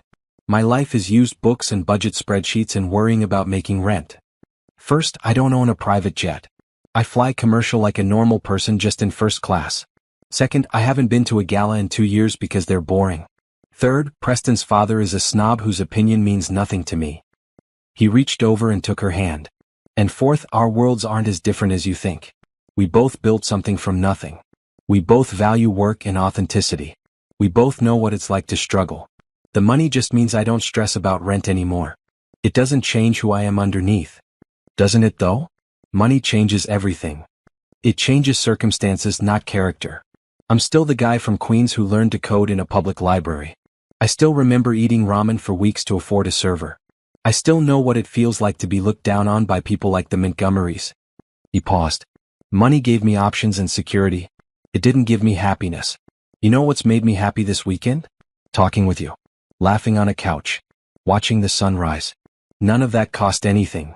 Brianna was quiet, thinking. "My grandmother used to say that you can tell a lot about people by how they treat those who can do nothing for them. You've been kind to everyone this weekend. The hotel staff, the servers, even Lauren when she didn't deserve it. That says more about who you are than your bank account. Your grandmother sounds like she was wise." "She was. I wish you could have met her." "Tell me about her," Ethan said. "We have 2 more hours. I want to know everything." So Brianna told him. About Grandma Rose, who worked as a housekeeper but read philosophy in her spare time.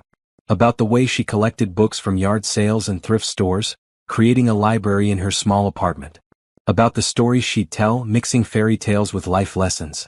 About her insistence that education was freedom, that words had power, that everyone deserved a space where they could dream. Pages and Dreams, Ethan said softly. That's from her. She always said books let us dream bigger than our circumstances.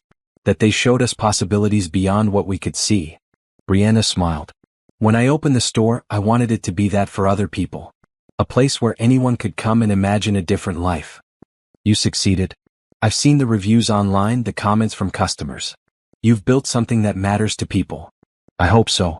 It's what kept me going when I couldn't pay bills, when the landlord threatened eviction, when it would have been easier to quit. They stopped for late lunch at a diner off the highway, the kind of place with sticky menus and the best pie Brianna had ever tasted.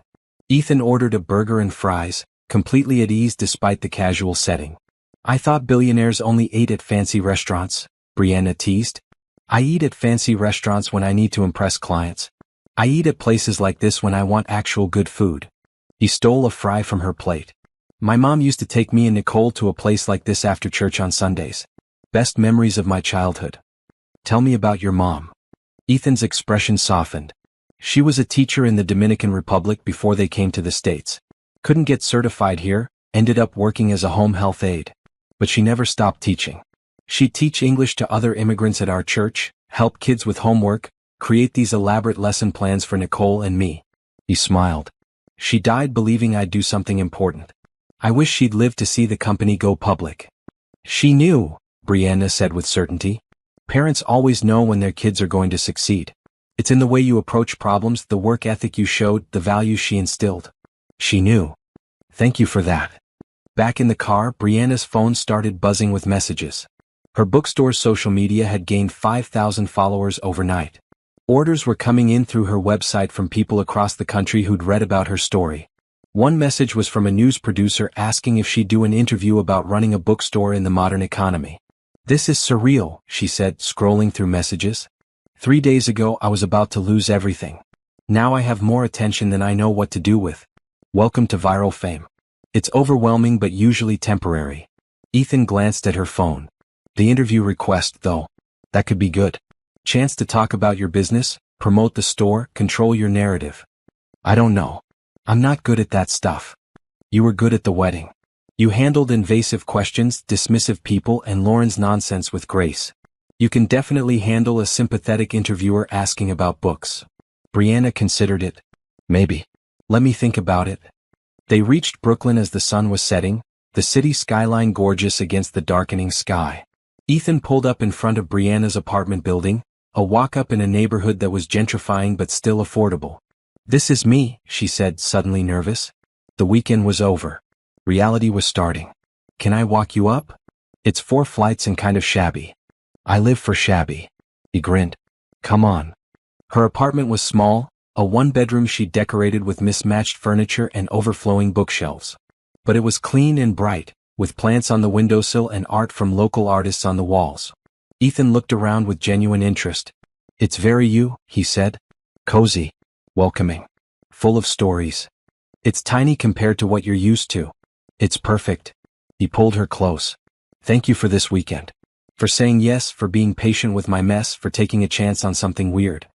Thank you for giving me the chance to save my store. And for being someone worth taking a chance on. He kissed her, soft and sweet like they had all the time in the world. When he pulled back he was smiling. Dinner tomorrow? Real date, no wedding drama, just us. I'd like that. Good. I'll pick you up at 7. We're something comfortable. I'm thinking pizza and maybe a walk through Prospect Park. That sounds perfect. After he left, Brianna sat on her couch, processing everything. Her phone buzzed with a text from Nicole. My brother hasn't stopped smiling since he dropped you off. Whatever you did, thank you for bringing him back to life. Another text came through, this one from an unknown number. This is Lauren. We need to talk about what happened. Call me. Brianna deleted it without responding. That chapter was closed. The future, uncertain but hopeful, was what mattered now. She opened her laptop and started responding to the messages about her bookstore, each one a reminder that sometimes the strangest beginnings led to the most beautiful possibilities. Monday morning, Brianna woke to the sound of voices outside her apartment. Confused, she looked out the window to find a small crowd gathered on the sidewalk, some holding phones, others with professional cameras. Her heart sank. The media had found her address. She called Ethan immediately. There are reporters outside my building. Don't go out there. I'm sending a car and security. Give me 20 minutes. True to his word, a black SUV arrived with two professional-looking people who efficiently created a path for Brianna to reach the vehicle. Questions were shouted as she walked, cameras flashing. She kept her head down, saying nothing until she was safely inside. "This is Marcus," the driver said, "and that's Tanya. We work for Mr. Rodriguez's security company.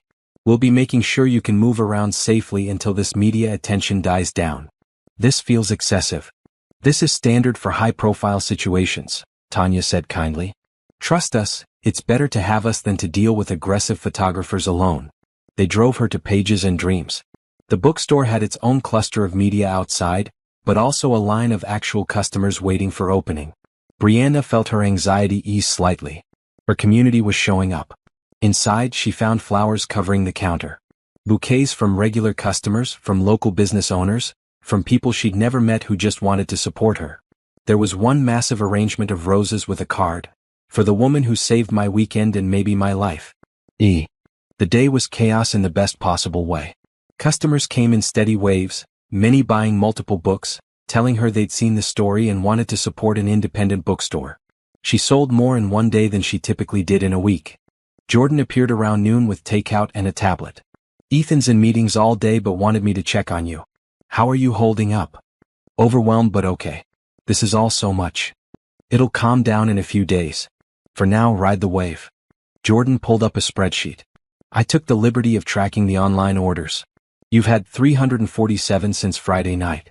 Most are from people who saw the story and want to support you." 347? Brianna stared at the numbers. "I can't fulfill that many orders. Which is why I'm here.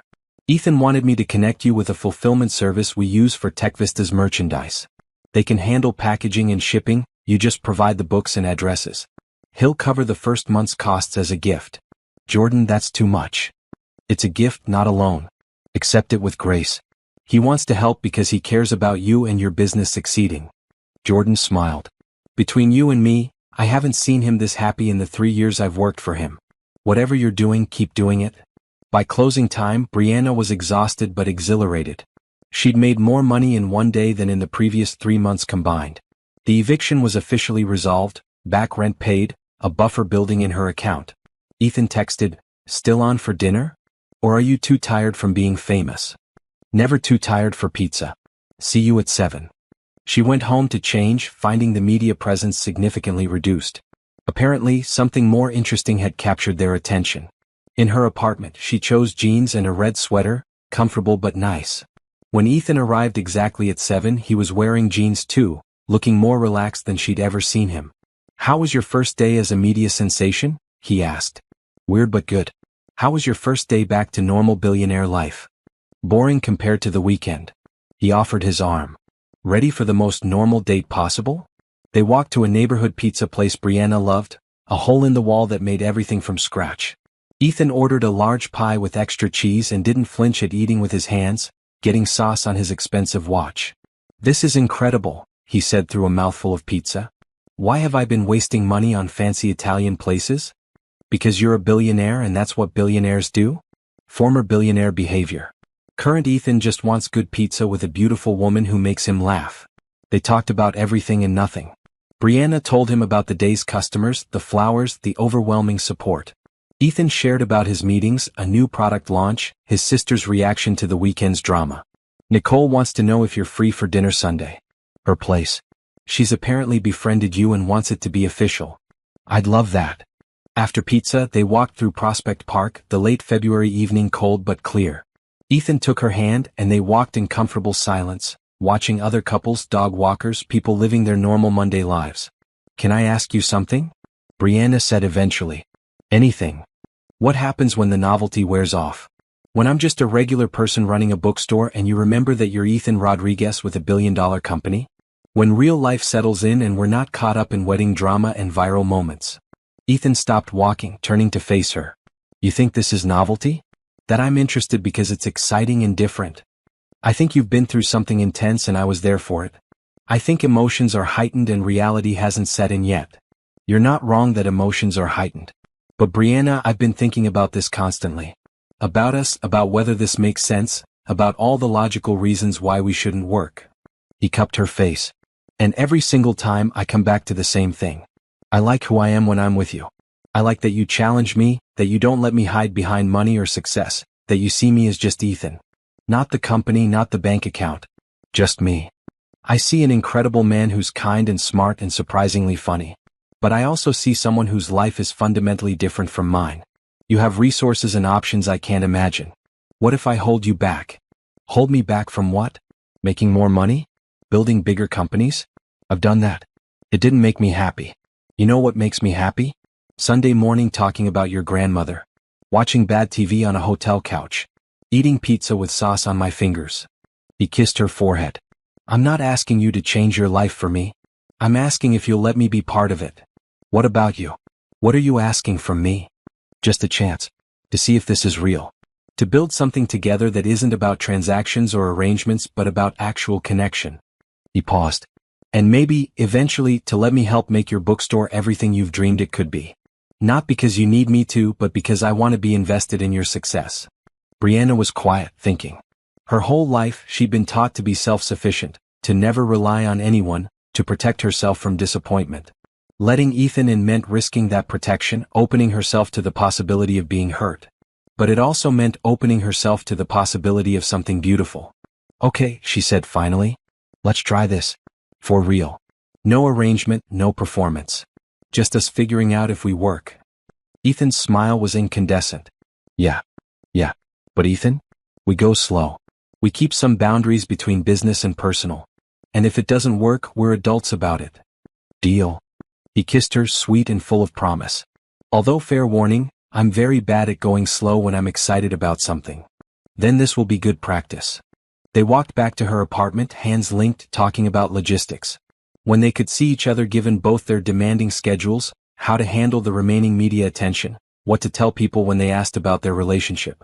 I want to be honest, Brianna said. I don't want to lie about how we met or make up some romantic story. The truth is weird, but it's ours. Agreed. We met because I made a desperate proposal and you were kind enough to say yes. That's actually a pretty great story. At her door, Ethan kissed her goodnight, lingering like he didn't want to leave. Tomorrow? Lunch if you can get away from the store? I'll make it work. Good. Because I'm already counting down the hours until I see you again. After he left, Brianna found a text from her mother. Call me when you can. Saw the news. Need to know you're okay and this man is treating you right. She called immediately. Her mother answered on the first ring. Baby, what is happening in your life? The wedding video, the news articles, people saying you're dating a billionaire.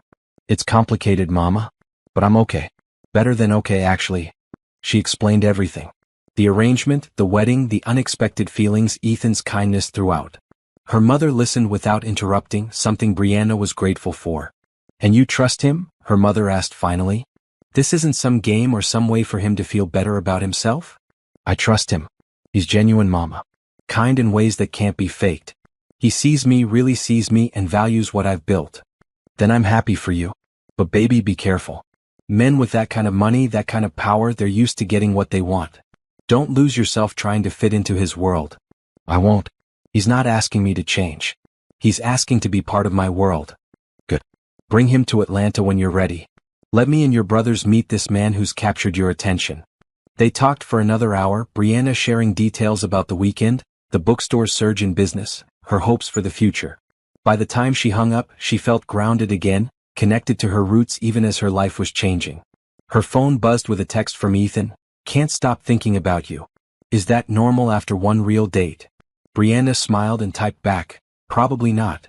But I can't stop thinking about you either. Good. Sweet dreams, Brianna. Sweet dreams, Ethan.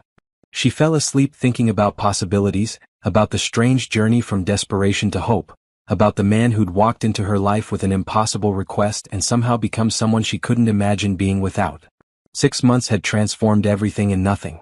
Pages and Dreams had expanded into the empty storefront next door, creating a cafe corner with local pastries, and the coffee Brianna had promised was excellent.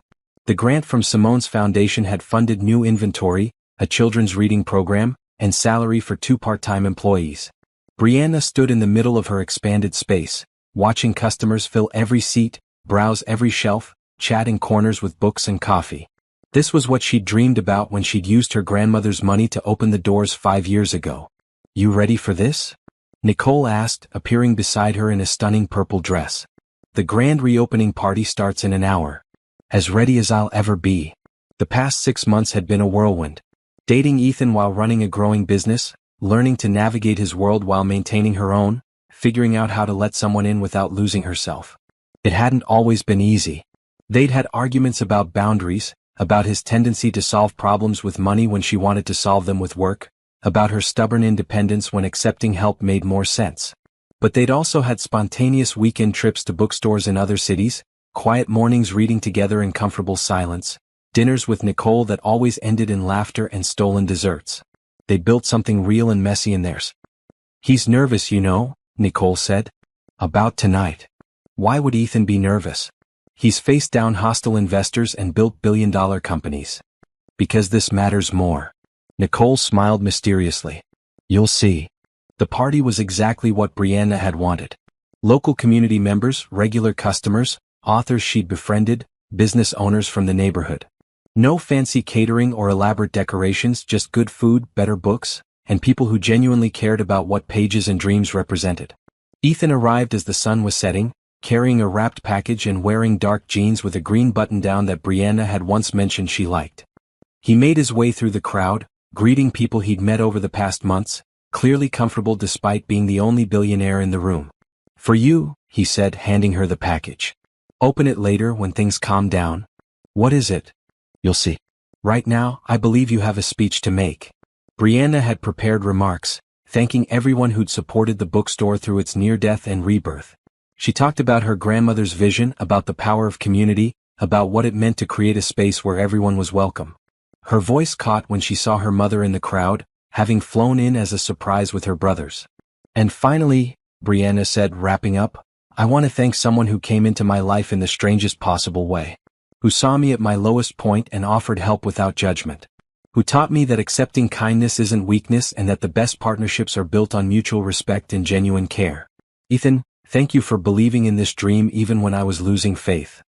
The crowd applauded and Ethan's expression was soft, emotional in a way she rarely saw in public. After the speech, Brianna was pulled into 100 conversations, accepting congratulations, making book recommendations, reveling in the success of something she'd built. It was nearly midnight when the last guests left. Nicole helped clean up, along with Jordan who'd become a genuine friend over the months. Brianna's mother and brothers had gone back to their hotel, promising brunch the next morning. Open the present, Nicole demanded as they finished stacking chairs. The package held a leather-bound journal, custom-made with Pages and Dreams Volume 2, embossed on the cover.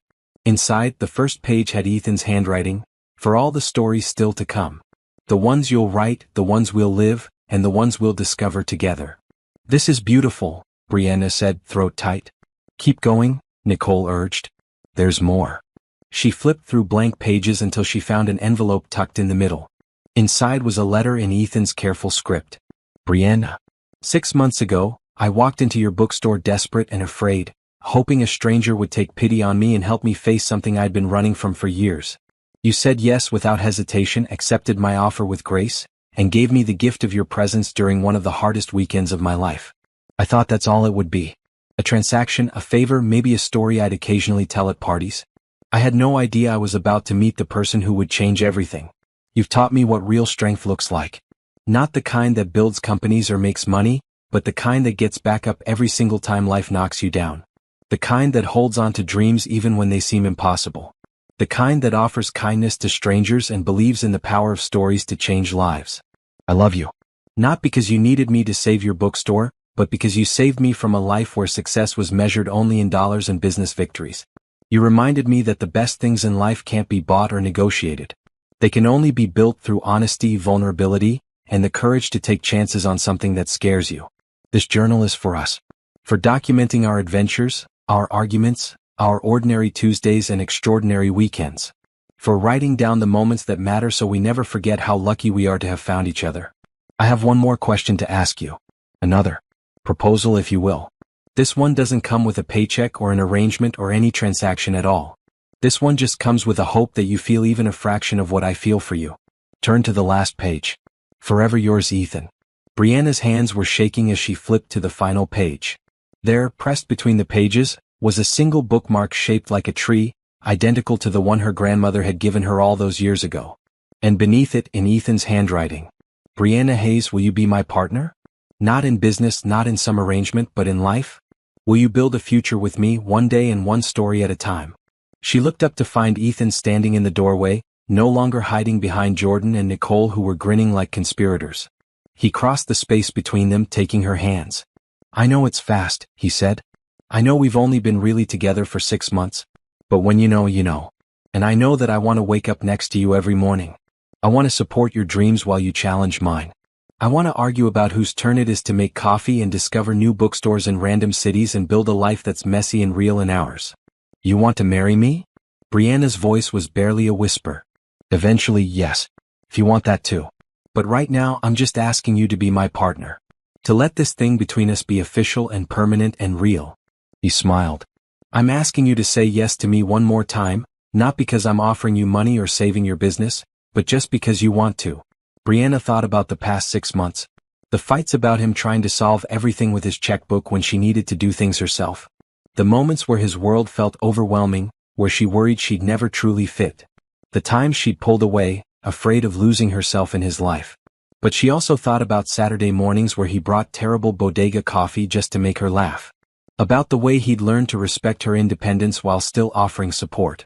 About meeting his business partners and holding her own, realizing she belonged in any room she chose to enter. About him showing up for her reading hour with local kids, sitting cross-legged on the floor while 8-year-olds asked if he was a prince. She thought about love, real love, the kind her grandmother had told her about. The kind that made you better, braver, more yourself instead of less. The kind that required courage and trust and the willingness to build something together. "Yes," she said. "Yes, I want to be your partner. In life, in love, in whatever comes next." Ethan pulled out a small box, opening it to reveal a ring that made Brianna's breath catch. Not a massive diamond that screamed wealth, but a beautiful emerald surrounded by small diamonds, set in rose gold. "It reminded me of the dress you wore at the wedding," he said, slipping it on her finger. "The first time I saw you and thought you were the most beautiful woman I'd ever seen. The moment I started falling without even realizing it." The ring fit perfectly. Of course it did. Ethan was nothing if not thorough. "This is happening," Nicole said, wiping tears. "My brother is engaged to someone I actually like. Jordan, we're witnessing a miracle." "We should celebrate," Jordan said, pulling out champagne that she'd apparently hidden behind the counter. They toasted to new beginnings, to love found in unexpected places, to the courage it took to say yes when everything logical said no. They drank expensive champagne out of coffee mugs because Brianna didn't own proper glasses yet, and it was perfect. Later, after Nicole and Jordan had left and it was just the two of them in the quiet bookstore, Ethan pulled Brianna close. "Thank you," he said, "for taking a chance on a desperate stranger. For giving me a second chance at believing in love. For being exactly who you are without apology. Thank you for walking into my bookstore that day. For saving my dream. For showing me that accepting help doesn't make me weak, it makes me smart." She kissed him. "And for being patient while I figured out how to let you in. It was worth the wait." They locked up the bookstore together, walking hand in hand to Brianna's apartment. Tomorrow they'd call her family, tell Nicole officially, start planning whatever came next. But tonight, they just existed in the perfect moment between ending and beginning. "Can you believe this all started because you needed a date to a wedding?" Brianna mused. "Best desperate decision I ever made." Ethan grinned. "Although I'm pretty sure you needed me more than I needed you. Your bookstore was about to close. My bookstore was temporarily struggling. You were about to watch your ex marry someone else while sitting alone and miserable. We both needed each other. That's kind of perfect, isn't it?" It was perfect. Two people at their lowest points, meeting by chance, building something neither expected. A partnership that started as transaction and became transformation. Brianna looked at the ring on her finger, at the man beside her, at the life they were building together. She thought about her grandmother, about the dreams passed down through generations, about the power of stories to change everything. This was her story. Not a fairy tale, not a romance novel, but something real and messy and beautiful. A story about courage and kindness, about second chances and new beginnings, about saying yes when everything tells you to protect yourself. "I love you," she told Ethan, the words still feeling new and precious. "I love you too. My partner, my favorite person, my unexpected everything." They walked through Brooklyn streets lit by street lamps and corner store lights, past neighbors and strangers, just two people building a life together. Tomorrow would bring challenges and complications, logistics and planning, the reality of merging two different worlds. But tonight there was just this. Love found in a bookstore, partnership built from impossible proposals, and the simple radical choice to believe in hope over fear. Pages and dreams had been saved, not just by money or grants or viral fame, but by the connection between two people who chose kindness when the world offered cynicism. Who chose love when logic suggested otherwise. Who chose to build something beautiful in the ruins of their separate desperate moments. And in the journal Ethan had given her, on the first blank page, Brianna would eventually write, "This is where our real story begins. Not with transactions or arrangements, but with the simple, powerful choice to say yes to love, to partnership, to building a future that's messy and real and entirely ours." Here's to all the pages still to come. The beginning had arrived, dressed as an ending. The wedding invitation that brought them together had led to a different kind of commitment entirely. And the bookstore that almost closed had become the setting for the opening chapter of something neither of them had dared to dream possible. Sometimes the best stories start with the most unexpected sentence. "Can you be my date for my ex's wedding?" And sometimes the answer that changes everything is the simplest one. Yes.